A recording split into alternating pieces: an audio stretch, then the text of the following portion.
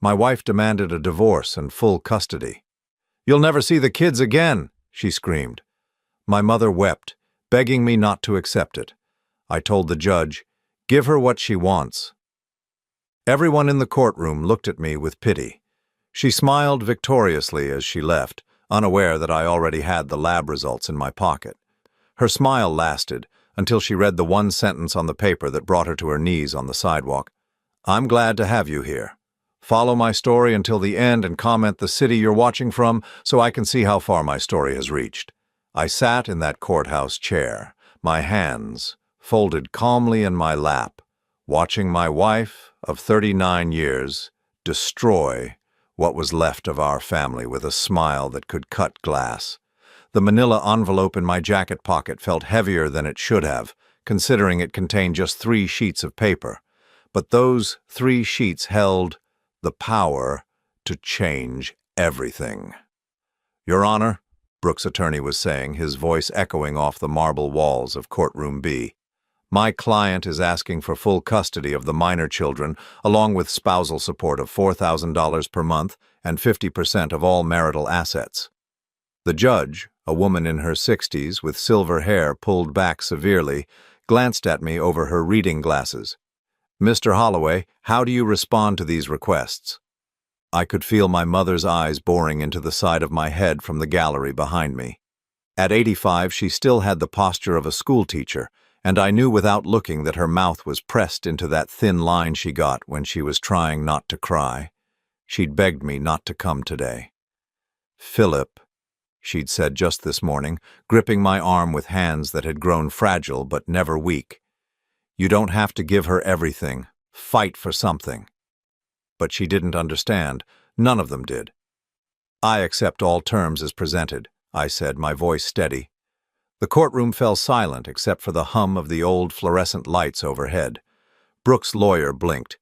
My own attorney, David Chen, a sharp young man I'd hired just 3 weeks ago, leaned forward in his chair.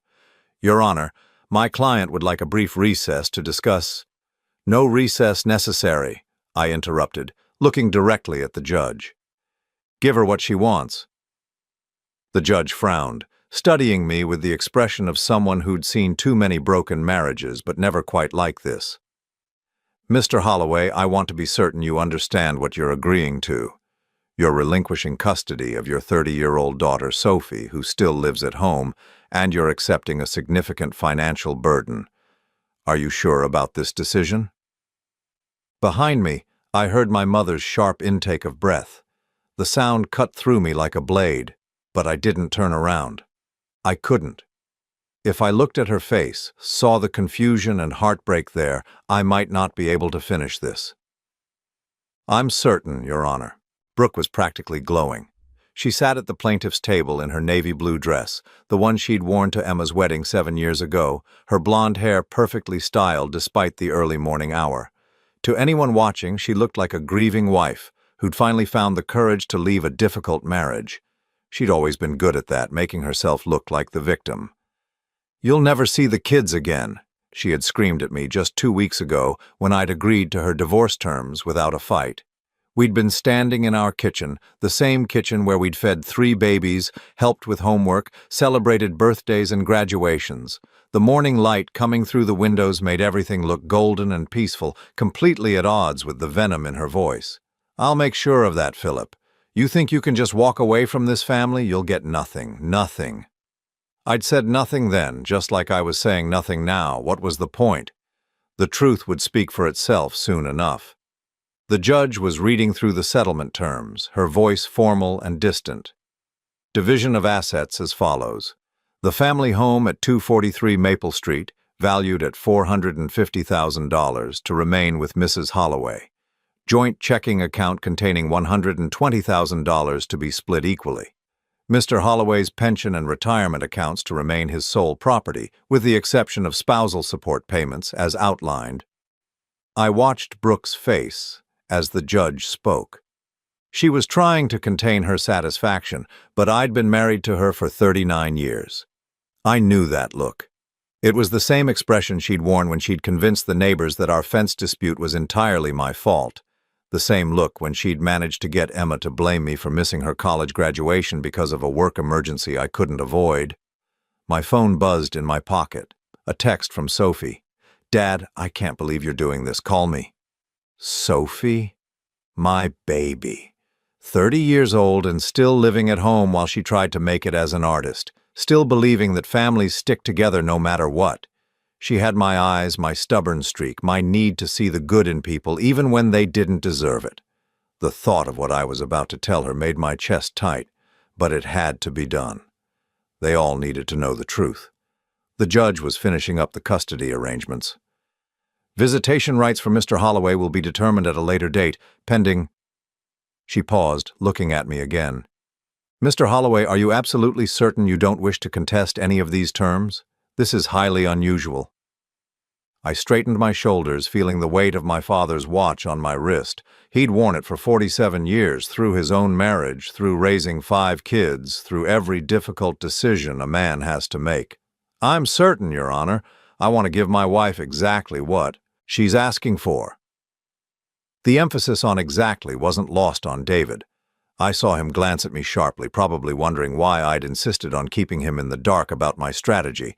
But this wasn't about legal maneuvering. This was about truth and timing and making sure that when the earthquake hit, everyone would know exactly where the fault lines had been all along. Brooke's attorney was shuffling his papers, barely able to contain his own satisfaction. This was probably the easiest divorce case he'd ever handled. No fighting over assets, no custody battle, no need to dig up dirt or hire investigators. His client was walking away with everything she wanted without having to work for any of it.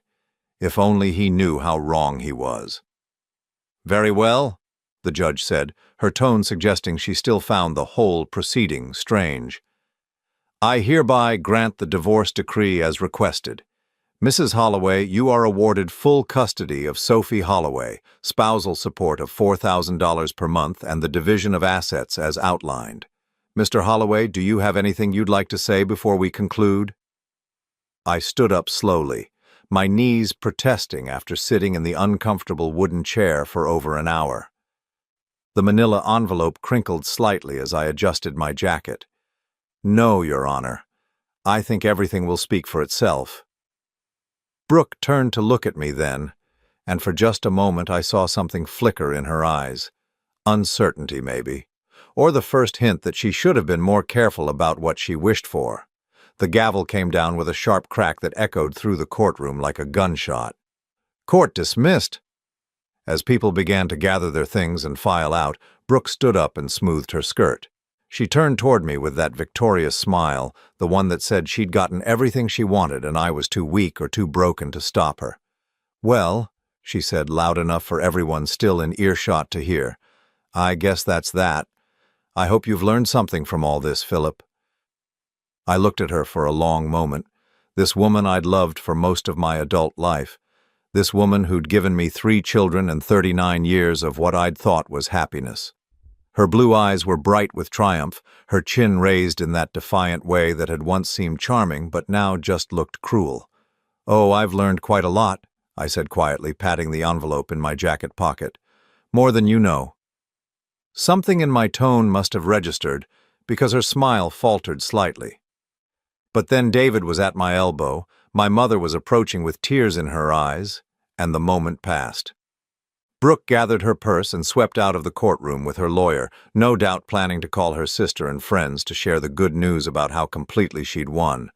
But as I stood there in that cold courthouse watching her leave, I couldn't help thinking about something my father had told me years ago. "Son," he'd said, "the worst thing you can do to someone who thinks they've outsmarted you is to let them keep thinking it right up until the moment they realize they haven't." The envelope in my pocket seemed to pulse like a heartbeat.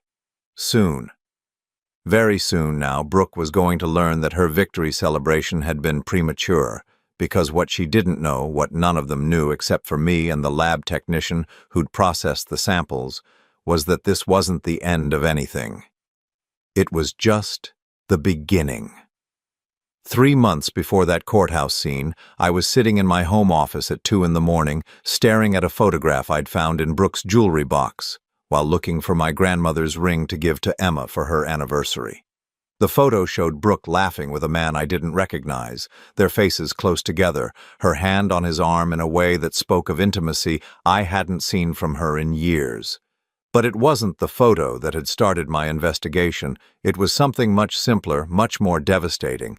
It was Sophie asking me why she didn't have my green eyes when she'd been filling out some medical form for her art school application. "Dad," she'd said, looking up from the kitchen table where she'd spread out her paperwork, "the form asks about family medical history. Do you think it matters that I have brown eyes and you have green ones? I mean, genetically speaking?" I'd been pouring myself coffee, getting ready for another day at the engineering firm where I'd worked for 37 years. It was a Tuesday morning in March, raining lightly, the kind of day that feels ordinary until it isn't anymore. "Well," I'd said, setting down my mug and really looking at her for the first time in a while, "brown eyes are dominant, so it's possible. Your mother has brown eyes." But even as I said it, something nagged at me. Sophie had always been different from Emma and Jake, not just in coloring, but in temperament, in interests, in the way she moved through the world. Emma looked like a feminine version of me. Same angular face, same stubborn jaw, same way of tilting her head when she was thinking. Jake had my height and my hands, though his personality had always been more like Brooke's family. Sophie, with her delicate features and creative soul and those deep brown eyes that held secrets I couldn't read. I'd pushed the thought away that morning, told myself I was being ridiculous. But over the next few weeks, it kept coming back. Little things started bothering me. The way Brooke would change the subject whenever I mentioned how different Sophie seemed from the rest of us. The fact that I couldn't remember much about Brooke's pregnancy with Sophie. How she'd seemed distant during that time, more secretive. And then there were the dates. Sophie had been born on December 15th, 1994. If I counted backward 9 months, that put conception around March of 1994. March, when I'd been in Portland for 6 weeks overseeing the construction of the Harbor Bridge project. March, when Brooke had been unusually supportive of my extended absence, even suggesting I stay longer to make sure everything went smoothly. At the time, I'd thought she was just being understanding about my work. Now, sitting in my office with that photograph in my hands, I wondered if she'd had other reasons for wanting me out of town. I'd started paying attention differently after that, really watching, really listening. I noticed how Brooke's college friends would sometimes exchange glances when Sophie was mentioned. How her sister Janet would get that careful look on her face whenever family resemblances came up in conversation. How Brooke herself seemed to deflect any discussion about Sophie's childhood, her baby pictures, the early years I'd been too busy working to fully participate in. "You were always traveling then," she'd say when I'd bring up wanting to see Sophie's first steps or hear about her first words. "You missed so much of her early development." I'd accepted that guilt for years, carried it like a stone in my chest, the father who'd been too focused on providing to be present. But now I was starting to wonder if my absence had been more convenient than coincidental. The real investigation had started in April. I'd hired a private investigator, a woman named Linda Morris, who specialized in discrete family matters. She was in her 50s, gray-haired and professional, with the kind of face that people trusted without thinking about why. "Mr. Holloway," she'd said during our first meeting in her downtown office, "I need you to understand that once we start looking into this, there's no going back. Whatever we find, you're going to have to live with." I'd nodded, but I don't think I really understood what she meant until she started presenting her findings. Bank records showing cash withdrawals from Brooke's personal account during the months I was traveling. Credit card receipts from restaurants and hotels I'd never been to. Phone records with calls to a number registered to someone named Marcus Webb. Marcus Webb, the man in the photograph. He was a contractor working on the community center renovation in 1994, Linda had explained, sliding another folder across her desk. According to public records, he was married at the time, had 2 kids of his own. The project ran from February through May of that year. February through May. Right when I was in Portland. Right when Sophie would have been conceived. "There's more," Linda had said gently. "I tracked down some of the other workers from that project. A few of them remember seeing your wife around the construction site frequently, more frequently than would be normal for someone just checking on community center progress. I'd stared at the documents spread across her desk, my hands shaking slightly as I absorbed what she was telling me. 30 years. For 30 years, I'd loved Sophie as my own daughter. I'd taught her to ride a bike, helped her with algebra homework, walked her to school when she was afraid of the neighbor's dog. I'd been proud of her artistic talents, supported her dreams even when they didn't make financial sense, defended her choices to my more traditional relatives. And all that time, there was a chance she wasn't even mine. "What about Jake?" I'd asked, my voice barely above a whisper. Linda had consulted another file. "Jake was born in 1991. You would have been home during conception, but—" She'd paused, choosing her words carefully. "There are some inconsistencies in the timeline there, too. I found evidence of your wife meeting regularly with a man named David Park during the summer of 1990. He was a tennis instructor at the country club where she was taking lessons. Jake, my son who'd struggled with alcoholism, who'd never quite found his place in the world, who'd always seemed to resent me for reasons I couldn't understand. Suddenly, his hostility made a different kind of sense. And Emma?" I'd forced myself to ask. "Emma appears to be yours," Linda had said, and I'd felt a rush of relief followed immediately by guilt for feeling relieved. "Conception timeline matches, and frankly, she looks exactly like you did at that age. I found your old high school photos in the newspaper archives." So Emma was mine, 1 out of 3. The daughter who'd grown up to be a successful attorney, who'd married well, who called me every Sunday and remembered my birthday, the one who'd always been the most like me, the one who might be the only one who actually shared my blood. Linda had given me the contact information for a discreet DNA testing lab. "You can get the samples without them knowing," she'd explained. "Hair from brushes, drinking glasses, things like that.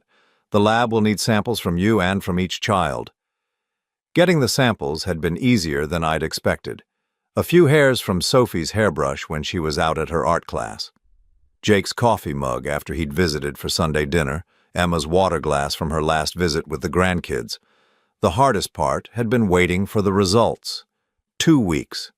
2 weeks of pretending everything was normal while my world collapsed around me. 2 weeks of watching Brooke move through our house, making dinner, commenting on the weather, asking about my day at work, all while knowing that she'd spent our entire marriage lying to me about the most fundamental thing possible.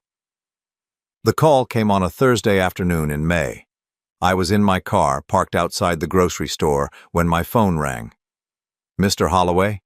This is Dr. Patricia Whitman from Accurate Genetic Testing. I have your results." My hands had been shaking so badly I'd almost dropped the phone. "Go ahead." "Emma Holloway is confirmed as your biological daughter with 99.9% certainty. However, the tests for Jake and Sophie Holloway show no biological relationship to you." The world had tilted sideways. Even though I'd suspected, even though I'd hired investigators and gathered evidence, hearing it confirmed felt like being hit by a truck. Neither Jake nor Sophie was mine. 2 of my 3 children, the ones I'd loved and supported and worried about for decades, shared no blood with me at all. I'd sat in that grocery store parking lot for over an hour, watching people walk in and out with their normal problems, their everyday concerns about what to make for dinner or whether they needed milk or bread. Meanwhile, my entire understanding of my own life was crumbling. That night, I'd gone home and looked at our family photos with new eyes. Christmas mornings, birthday parties, graduations, vacations, all of it built on a lie. All of it tainted by Brooke's deception. But the strangest thing was, it didn't change how I felt about Jake and Sophie. The love was still there, complicated now by hurt and confusion, but still real. They were still the kids I'd raised, even if they weren't the kids I'd made. What had changed was how I felt about Brooke. For 39 years, I'd thought I was married to someone who occasionally frustrated me, who could be demanding and sometimes petty, but who was fundamentally the mother of my children and my partner in life. Now I knew I was married to a stranger. Someone who could look me in the eye every day for 3 decades while keeping secrets that went to the core of who we were as a family. Someone who could let me love children as my own while knowing they weren't. Someone who could build an entire life on a foundation of lies and never lose a moment's sleep over it. That's when I'd started planning. Not for revenge exactly, but for truth. For the moment when all the careful constructions and convenient fictions would finally come tumbling down. Because Brooke had been right about one thing that morning in the kitchen when she'd screamed at me about the divorce. I did think I could walk away from this family, but not the way she thought and not for the reasons she assumed. I was walking away because they weren't my family at all, and it was time for everyone to know it. The call came exactly 1 week after the divorce was finalized. I was sitting in my new apartment, a modest 2-bedroom place downtown that I'd rented the day after moving out of the house on Maple Street. The morning sun streamed through unfamiliar windows, casting shadows across boxes I hadn't yet unpacked, when my phone buzzed with David Chen's number. "Philip, we need to meet, today if possible." His voice was tense in a way I hadn't heard before. "Brooke's attorney contacted me this morning. Apparently she wants to discuss modifying the custody arrangement." I set down my coffee cup, feeling the first spark of satisfaction I'd experienced in months. Modifying it? How? "She's asking for a formal no-contact order, complete severance of your parental rights to Sophie. She claims you've been—" He paused, choosing his words carefully. "She claims you've been harassing the family, trying to manipulate Sophie against her." Of course she was. I'd been waiting for this move, actually surprised it had taken her a full week to make it. Brooke couldn't stand not having complete control, and my calm acceptance of the divorce terms had clearly unsettled her more than she'd expected. "When can you meet?" I asked. 2 o'clock? My office? "I'll be there. And David, bring your calendar. We're going to need to schedule a few more meetings after this one." The law offices of Chen and Associates occupied the 15th floor of a glass building that overlooked the river. I'd always liked David's approach to legal work, methodical and thorough without being unnecessarily aggressive. Today, though, I needed him to understand that methodical wasn't going to be enough. He was waiting for me in the conference room, case files spread across the mahogany table, looking every bit the serious young attorney who'd graduated top of his class from Columbia. What he didn't look like was someone prepared for the conversation we were about to have. "Philip," he said as I settled into the chair across from him, "I have to ask you directly. Have you been contacting Sophie? Brooke says you've been calling her, showing up at her art studio, trying to turn her against the divorce settlement."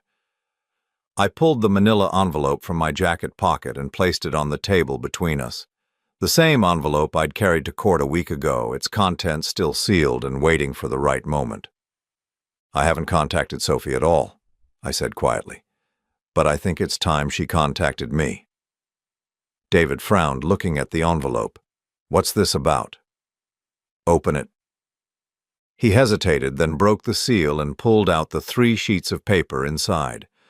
I watched his face change as he read the letterhead from accurate genetic testing, watched his eyes widen as he absorbed the results, watched his professional composure crack as he understood what he was looking at.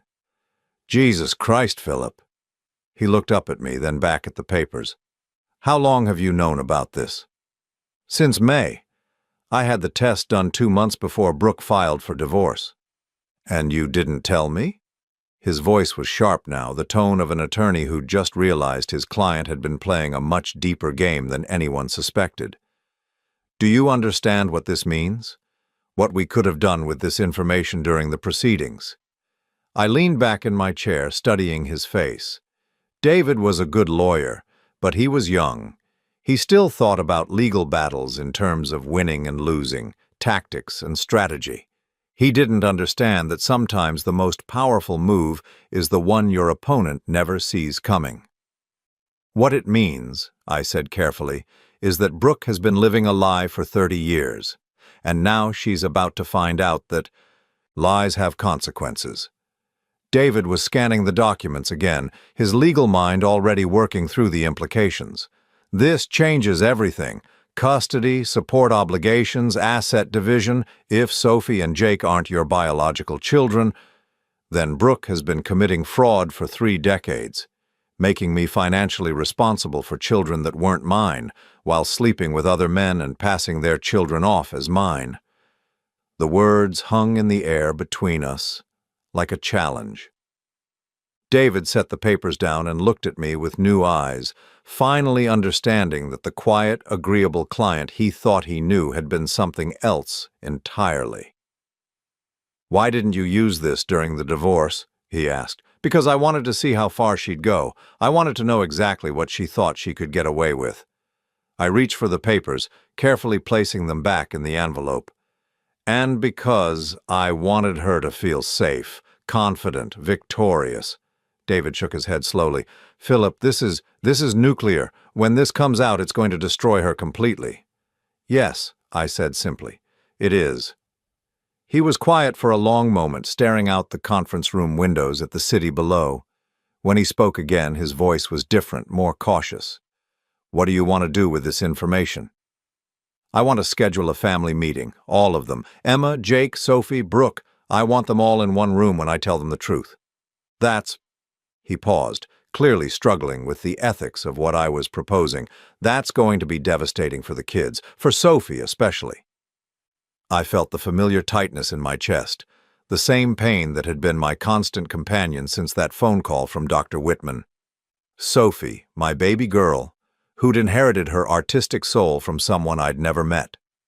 Jake, my troubled son, whose anger and resentment suddenly made perfect sense. "They deserve to know the truth," I said. "All of them. Emma deserves to know she's my only biological child. Jake and Sophie deserve to know why they never quite fit, why they always felt different, and Brooke—" I paused, feeling something cold and final settle in my chest. "Brooke deserves to face what she's done." David was taking notes now, his pen moving across the legal pad in quick, precise strokes. "We'll need to think about this carefully. The timing, the setting, how we present the information, and we'll need to consider the legal ramifications.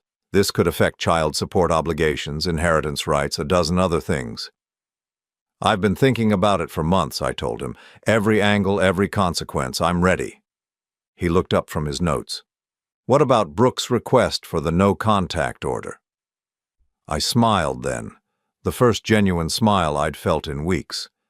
"Tell her attorney we'd be happy to discuss it. In fact, tell him I think a family meeting would be the perfect venue to address all of Brooke's concerns about my relationship with the children." David's eyes widened as he understood what I was suggesting. "You want to use her own legal maneuver against her?" "She wants to cut me off from Sophie completely. She thinks I'm going to just disappear quietly, pay my support obligations, and let her rewrite the story however she wants." I stood up, straightening my jacket. "She's about to learn that she's been very, very wrong about a lot of things." As I walked toward the door, David called after me. "Philip, are you sure about this? Once we start down this path, there's no going back. Relationships will be destroyed. Your family will never be the same."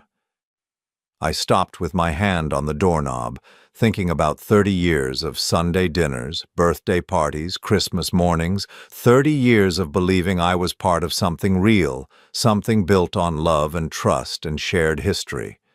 "David," I said without turning around, "my family was destroyed the moment Brooke decided to build it on lies. I'm just finally ready to stop pretending otherwise." The meeting was scheduled for the following Friday at 2 o'clock in David's conference room. Neutral territory, professional setting, witnesses present. Brooke's attorney had agreed readily, probably thinking this would be a simple matter of formalizing the no-contact arrangement his client wanted. I spent the week preparing, not legally but emotionally. I practiced what I was going to say, how I was going to say it. I thought about Emma's face when she learned the truth, about Jake's reaction when he finally understood why he'd always felt like an outsider in his own family. Mostly I thought about Sophie. Beautiful, talented Sophie who'd inherited her creativity from a stranger and her stubborn streak from the man who'd raised her, but not made her. On Thursday night I called my mother. "Philip?" Her voice was worried, the way it had been since the divorce. "Are you all right? You sound strange." "I'm fine, Mom. I'm actually better than I've been in a long time." I settled into my new living room chair, looking out at the city lights. I wanted you to know that tomorrow everything is going to change. Everything you think you know about Brooke, about the kids, about our family. What are you talking about? You'll know soon enough. But Mom, I need you to promise me something. No matter what you hear, no matter how bad it gets, remember that I love those children, all of them. That's never going to change. There was a long silence on the other end of the line. Finally, she spoke, her voice soft and knowing in the way that only mothers can be. Philip, what did you find out? The truth, Mom. I found out the truth. Friday morning dawned, clear and cold, the kind of autumn day that makes you think about endings and new beginnings. I dressed carefully, wearing my best suit, my father's watch, the tie Emma had given me for my 60th birthday. As I walked into David's office building, I felt the weight of the envelope in my pocket one last time. Soon it wouldn't be my secret anymore. Soon everyone would know what Brooke had done, what she'd stolen from all of us. The elevator ride to the 15th floor felt like the longest 2 minutes of my life. But when the doors opened and I stepped into the hallway, I wasn't nervous anymore. I was ready to tell my family the truth, all of it, even if it destroyed us completely. They were all there when I walked into the conference room at exactly 2 o'clock. Emma sat closest to the door, her lawyer instincts probably telling her to position herself where she could observe everyone's reactions. She looked polished and professional in her dark gray suit, but I could see the tension around her eyes, the way she kept checking her phone as if hoping for an escape. Jake slumped in his chair at the far end of the table, wearing a wrinkled button-down shirt that smelled faintly of cigarettes. He'd driven up from Portland that morning, probably stopping at a bar on the way based on the slight tremor in his hands and the way he avoided eye contact. At 33, he still looked like a teenager who'd gotten called to the principal's office. Sophie sat between them, her long brown hair pulled back in the messy bun she favored when she was nervous. She wore a paint-stained sweater over dark jeans, and she kept fidgeting with the silver bracelet I'd given her for her 21st birthday. When our eyes met, she gave me a small, uncertain smile that nearly broke my heart. And then there was Brooke. She'd chosen her seat at the head of the table naturally, positioned like a queen holding court.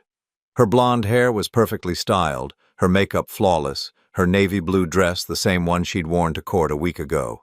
She looked confident, almost smug, like a woman who'd finally gotten everything she wanted and was prepared to enjoy it.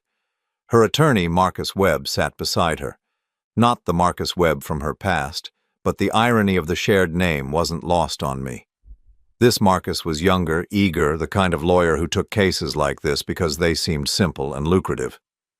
"Thank you all for coming," David began, settling into his chair with a thick folder in front of him.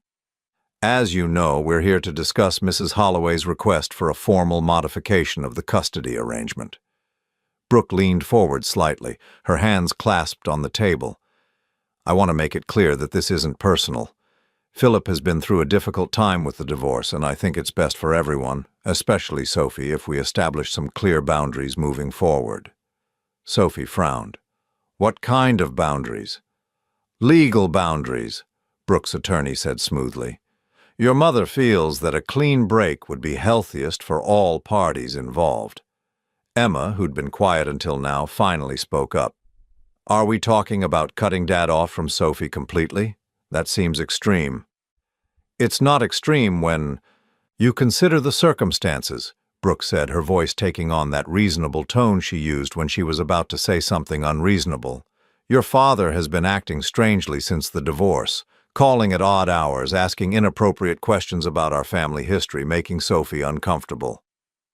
I hadn't said a word yet, but I could feel everyone's attention shifting toward me. Jake looked up for the first time since I'd entered the room, his bloodshot eyes curious despite his apparent hangover. "Philip," David said gently, "would you like to respond to these allegations?" I reached into my jacket pocket and pulled out the manila envelope. The same envelope I'd carried for weeks, waiting for this moment.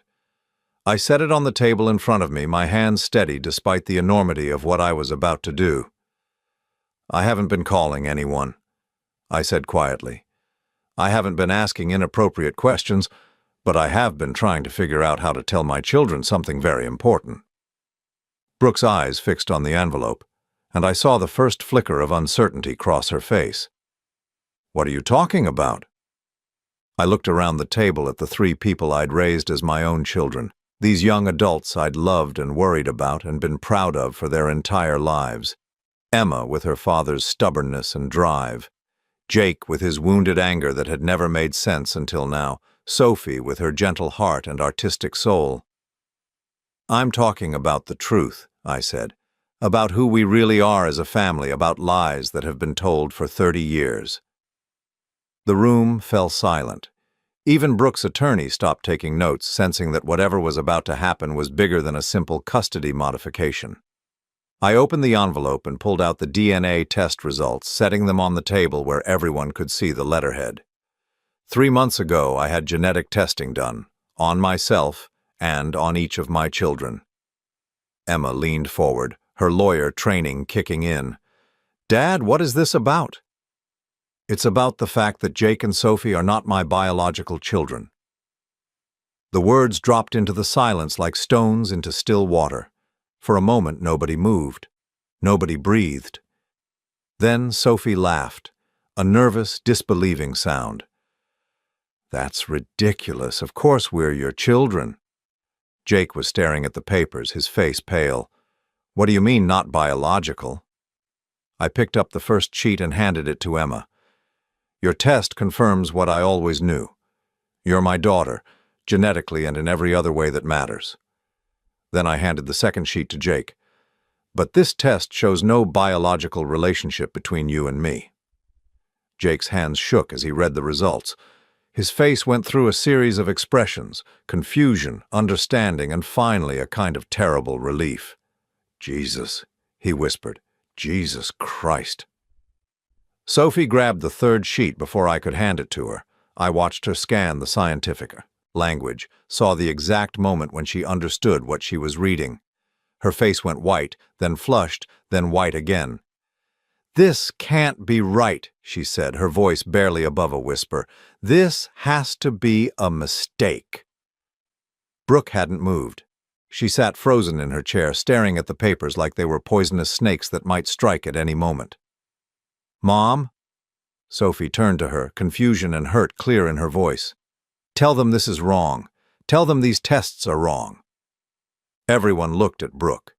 The silence stretched out, seconds ticking by on the wall clock, until it became clear that she wasn't going to deny it. "You knew," Emma said, her voice flat and cold. "You knew this whole time." Jake suddenly slammed his hand on the table, making everyone jump. "Are you kidding me? Are you fucking kidding me?" His voice was getting louder, all the anger and confusion of 33 years finally finding a target. "You let him raise me, pay for my college, worry about my drinking problem, and I'm not even his kid." "Jake, please," Brooke said, finally finding her voice. "This isn't how I wanted you to find out." "How you wanted me to find out?" Sophie stood up so abruptly her chair rolled backward. "How long were you planning to wait? Until you were dead? Until we were old enough that it didn't matter anymore?" Emma was still reading through the test results, her legal mind processing the implications. "Mom, this affects inheritance rights, support obligations, medical decisions. How could you keep this secret for 30 years? Brooke looked around the table at her children, at me, at the lawyers who were witnessing the complete destruction of our family's foundation. When she spoke, her voice was defensive, almost petulant. "I did what I thought was best for everyone. Philip was a good father, a good provider. The biological details didn't matter." "Didn't matter?" Jake's voice cracked. "I spent my whole life feeling like I didn't belong, like there was something wrong with me because I wasn't like him, and it didn't matter?" Sophie was crying now, silent tears streaming down her face. "Who is my father? Do I have siblings I don't know about? A whole family I've never met?" I reached across the table toward her, but she pulled her hand away. The rejection hit me like a physical blow, but I understood it. Everything she thought she knew about herself, about her place in the world, had just been shattered. "I have the names," I said quietly. "If you want them, if you're ready for that information." Brooks' attorney was frantically taking notes, probably trying to figure out how to salvage his client's position. But there was no salvaging this. The truth was out, spreading through the room like spilled ink, staining everything it touched. "You planned this," Brooks said suddenly, turning on me with venomous eyes. "You've been planning this whole scene, this humiliation. You wanted to destroy me." I looked at her, this woman I'd shared a life with for nearly 4 decades, this woman who'd been lying to me since before our youngest child was born. "I didn't destroy anything, Brooke. I just stopped pretending that lies were the same thing as love." Emma stood up slowly, gathering the test results. "I need some air," she said. "I need to think about this."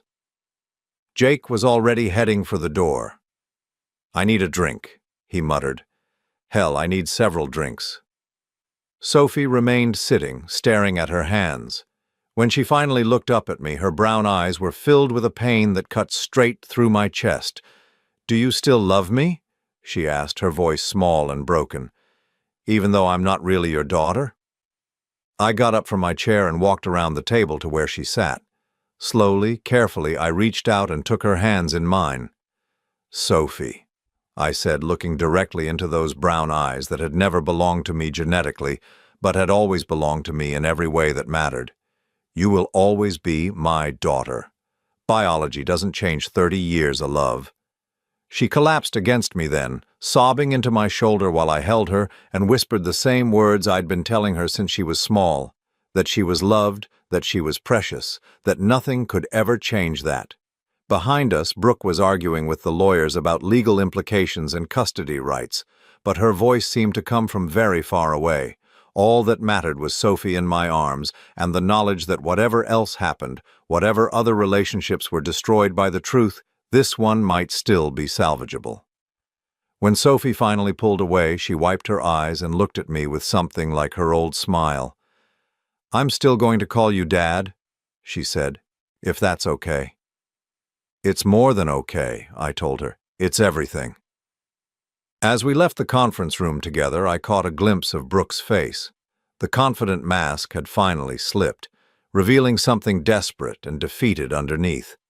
She'd gotten exactly what she asked for in the divorce proceedings. She just hadn't realized that sometimes getting what you want is the worst thing that can happen to you. The phone call started 3 days after the family meeting. First Emma, then Jake, then Sophie again, each one struggling to process what they'd learned, what it meant for their understanding of themselves and their place in the world. Emma's call came while I was unpacking books in my new apartment, trying to create some sense of normalcy in a space that still felt temporary. "Dad," she said without preamble when I answered, "I need to ask you something, and I need you to be completely honest with me." I set down the copy of Moby Dick I'd been holding, the same edition I'd read to her when she was 8 years old and going through her adventure story phase. "Of course." "Did you know? Before the tests, I mean. Did you suspect that Jake and Sophie weren't yours?" The question I'd been dreading.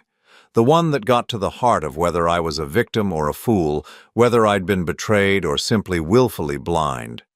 "I suspected about Sophie for a few months," I admitted. "Something about the timing never quite made sense, and she's so different from the rest of us. But Jake—" I paused, thinking about all the years of tension between us, all the arguments and disappointments. I convinced myself his problems were just personality differences. It never occurred to me that there might be a biological reason he always felt like an outsider. Emma was quiet for a long moment. When she spoke again, her voice was softer, more vulnerable than I'd heard it in years. "I keep thinking about Christmas mornings when we were kids. How you'd always make sure Jake and Sophie got the same attention I did, even when they were being difficult. How you never played favorites even though—" She trailed off. "Even though you were the only one who was actually mine?" "Yeah." Her voice cracked slightly. "How did you do that? How did you love them the same?" I walked to my new living room window, looking out at the city below. Somewhere out there, Jake was probably drinking himself into oblivion, trying to process 33 years of feeling like he didn't belong. Somewhere else, Sophie was staring at a canvas, wondering if her artistic talent came from a stranger she'd never met. "Because they were yours too," I said finally. "Maybe not biologically, but in every way that actually matters. I changed their diapers, walked the floor with them when they were teething, taught them to ride bikes, and helped with homework. Biology is just genetics, Emma. Love is a choice you make every day." She was crying now, soft sniffles that reminded me of the little girl who used to crawl into my lap when she was scared. "I'm so angry at her, Dad, at Mom. How could she do this to all of us?" That was the question I'd been asking myself for months, ever since Dr. Whitman's phone call had confirmed what I'd started to suspect. How does someone build a life on a foundation of lies and never lose sleep over it? "I don't know," I said honestly. "I thought I knew her, but apparently I never really did." The second call came from Jake, and it was harder. He was drunk, calling from a bar in Portland, where he'd apparently been holding court since the family meeting, telling anyone who would listen about his family's spectacular implosion. "You know what the funny thing is?" He slurred into the phone, the background noise of conversations and clinking glasses making it hard to hear him clearly. "I always thought you hated me. All those years I thought there was something wrong with me because I couldn't make you proud." My chest tightened. "Jake, I never hated you, and there's nothing wrong with you." "But there is, though, isn't there? I mean, I'm not really your son. I'm just some random kid you got stuck raising because my mother was a liar." "You're not random," I said firmly, wishing I could reach through the phone and shake him sober. "And you're not someone I got stuck with. You're my son, maybe not by blood, but by choice." He laughed, a bitter sound that had nothing to do with humor. "By choice? Really? Because it seems like if you'd had a choice, you would have chosen differently." "Jake, listen to me." I sat down heavily in my new armchair, the one that didn't have 30 years of family memories attached to it. "If someone had offered me the choice 33 years ago, if they'd said you could either raise this baby who isn't biologically yours or walk away, I would have chosen you every time." The line went quiet, except for the bar noise in the background. Finally, Jake spoke, his voice smaller, more vulnerable. "I need some time to figure this out, okay? This whole thing, it's a lot." "Take all the time you need," I told him. "I'll be here when you're ready." Sophie's calls were the most frequent and the most heartbreaking. She would phone at odd hours, sometimes just to hear my voice, sometimes with questions about her biological father that I didn't have answers to yet. "I keep staring at myself in the mirror," she told me during one late-night conversation, "trying to see if I look like him, wondering if I inherited my love of painting from him, or if that's just something that happened to develop on its own." "Does it matter?" I asked gently. "I don't know. Maybe. I just feel like I don't know who I am anymore." She paused, and I could hear her moving around her apartment, probably pacing the way she did when she was anxious. "Mom won't talk about him. Every time I bring it up, she changes the subject or starts crying." Brooke, the woman who'd orchestrated this entire deception, was now playing the victim, making her children feel guilty for wanting to know the truth about their own origins. "I have his name," I said. "And the private investigator I hired found some information about him. When you're ready, I can share what I know." "What if he doesn't want to meet me? What if he has a whole other family and doesn't want his past mistakes showing up on his doorstep?" The pain in her voice was almost unbearable. This beautiful, talented young woman was now questioning her very existence, wondering if she was just a mistake someone wanted to forget.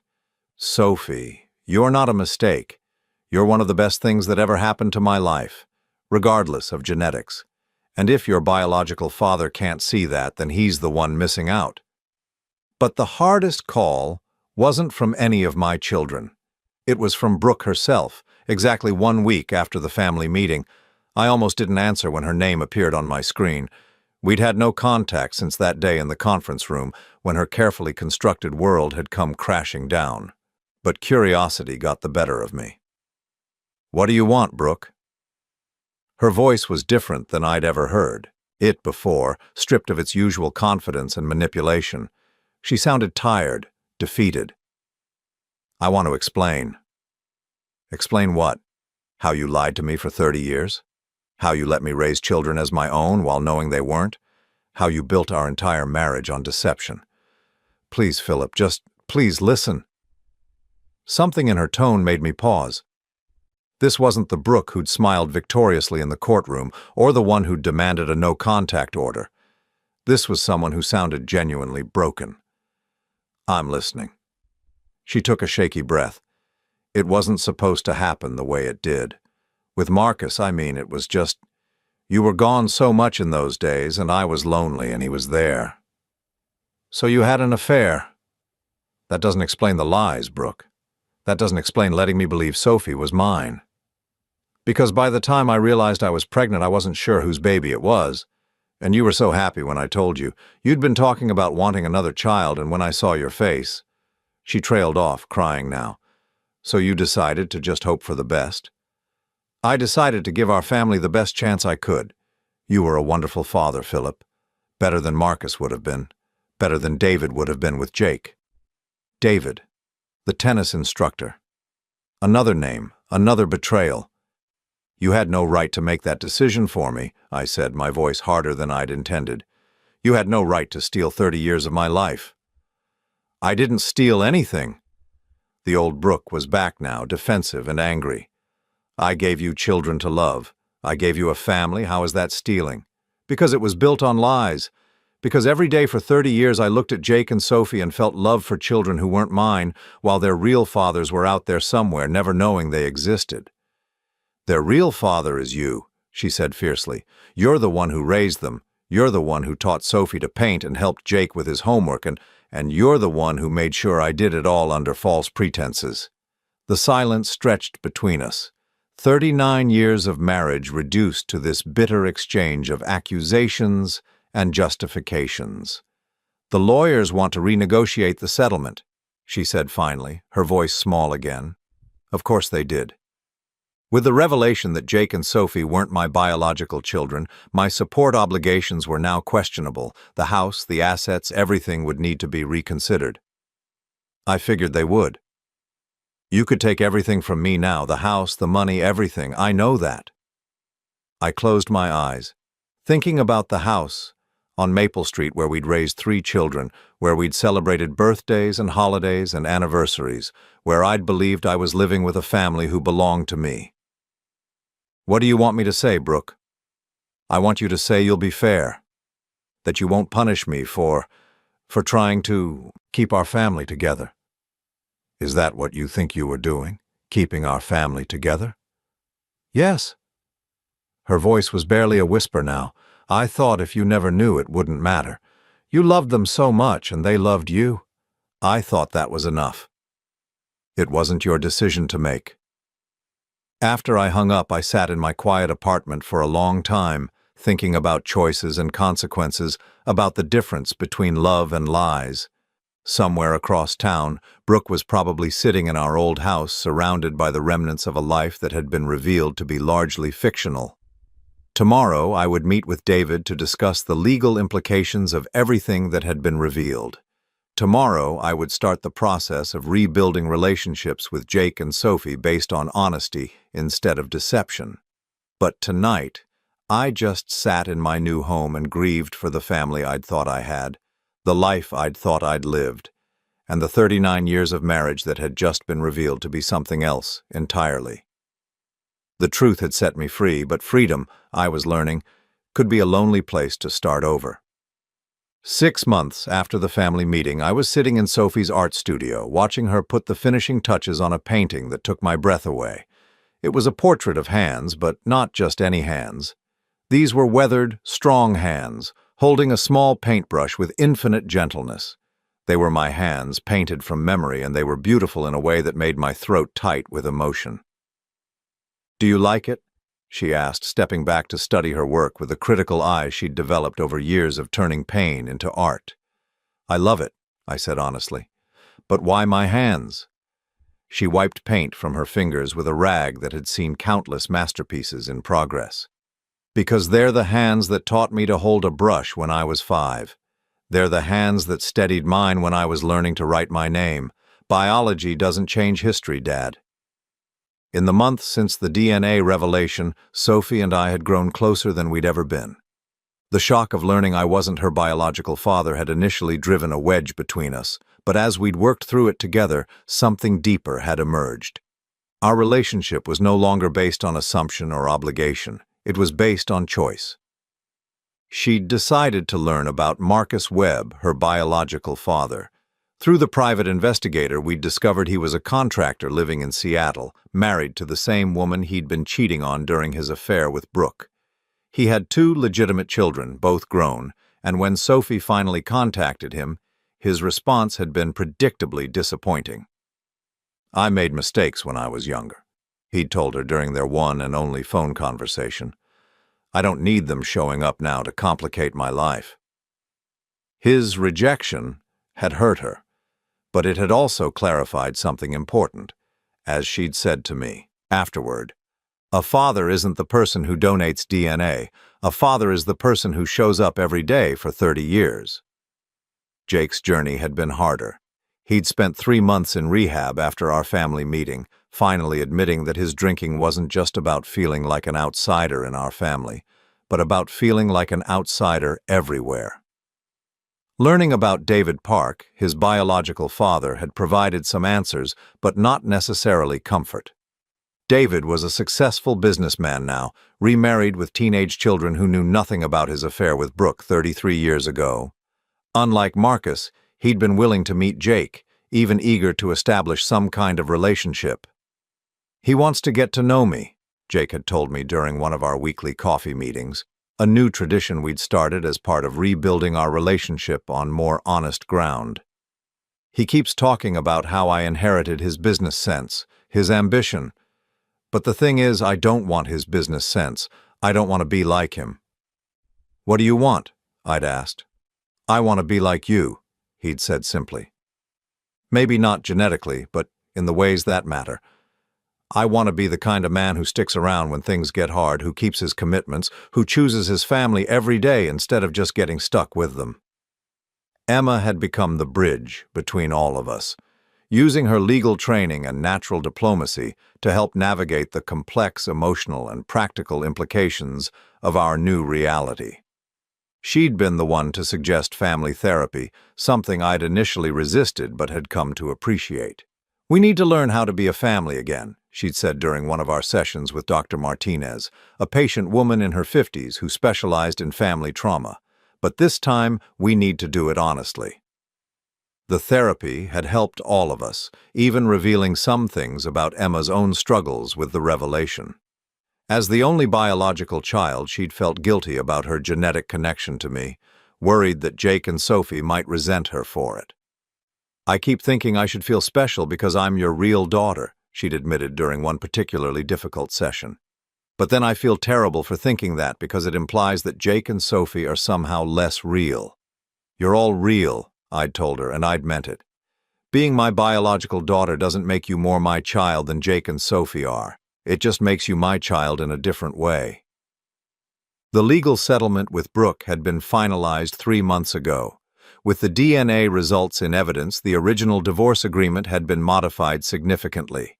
I was no longer obligated to pay spousal support, and my child support obligations for Jake and Sophie had been adjusted to reflect their changed status.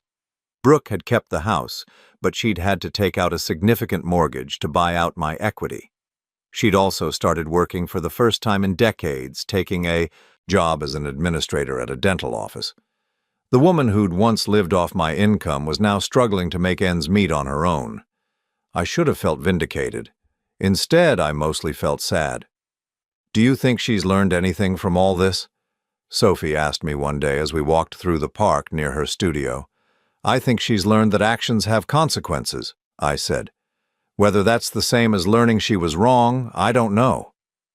Brooke and I had no contact now except through lawyers when necessary. She'd made a few attempts to reach out in the months immediately following the revelation, but they'd all been focused on damage control rather than genuine remorse. "I think she still believes she was protecting the family," Emma had observed. In her mind, she was the victim of circumstances, not the architect of deception. Maybe she was right. Maybe Brooke would never fully understand what she'd stolen from all of us, all those years of authentic relationship that had been poisoned by her lies.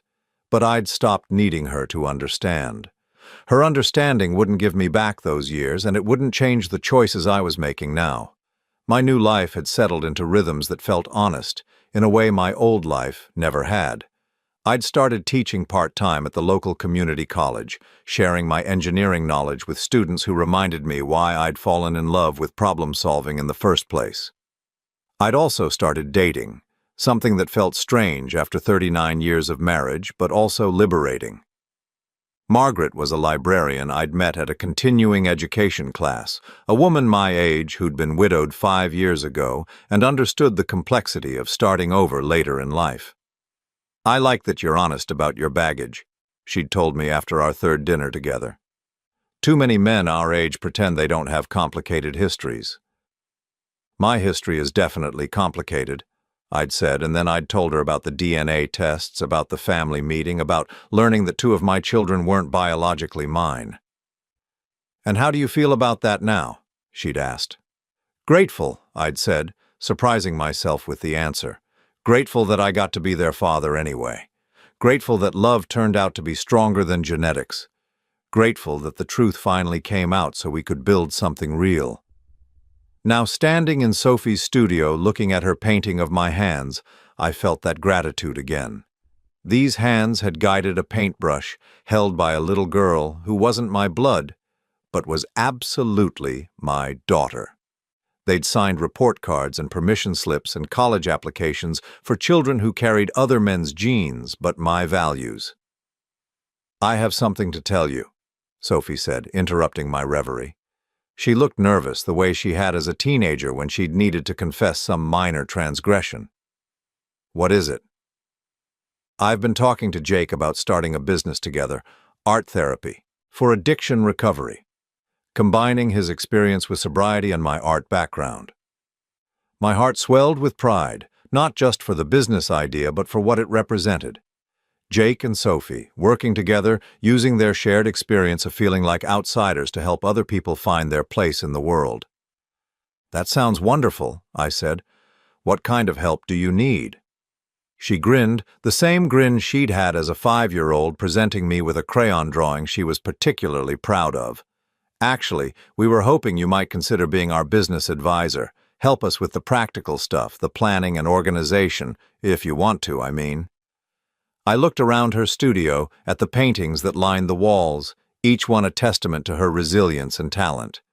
I thought about Jake, 6 months sober and working to rebuild his life with the same determination he'd once applied to destroying it. I thought about Emma successfully balancing her career and family while helping hold the rest of us together. These were my children. Not because of DNA, but because of choice. Because of love that had survived the revelation that it was based on something deeper than genetics. "I would be honored," I said. As Sophie hugged me, I felt something settle in my chest that I hadn't experienced in months. Peace. Not the peace of ignorance or denial, but the peace of truth finally told, and relationships rebuilt on solid ground. My mother had been right that day she'd begged me not to give Brooke everything she wanted in the divorce. I shouldn't have given her everything, but in the end, I'd gotten something much more valuable in return. I'd gotten my children back, not as obligations or assumptions, but as choices we made every day to love each other, and for the first time in my 61 years, that felt like enough. That evening, I sat in my apartment with a cup of coffee and called my mother. "How are the kids?" she asked, the way she had every week since the family meeting. "They're good, Mom. We're all good." "And Brooke?" I considered the question. Brooke was struggling financially, isolated from the children she'd manipulated for years, facing the consequences of choices she still didn't fully understand. But she was also an adult who'd made those choices freely, and her consequences weren't my responsibility anymore. "Brooke is living with the results of her own decisions," I said, "just like the rest of us." "Are you happy, Philip?" I looked around my small apartment, thinking about Sophie's painting that would soon hang on my wall, about my coffee meetings with Jake, about Sunday dinners with Emma and her family, about Margaret and the possibility of love that wasn't built on lies. Yes, Mom, I think I finally am. After I hung up, I walked to the window and looked out at the city lights, thinking about second chances and new beginnings. Tomorrow, Sophie and Jake would come over to discuss their business plan. Next week, Margaret and I would go to the theater. Next month, Emma's youngest would have a birthday party where I'd be celebrated as Grandpa, a title that meant more to me now than it ever had when I'd assumed it was my biological right. The truth had cost me a marriage and the family I'd thought I had. But it had given me something better, the family I'd actually chosen and who had chosen me back. In the end, that was enough. It was everything.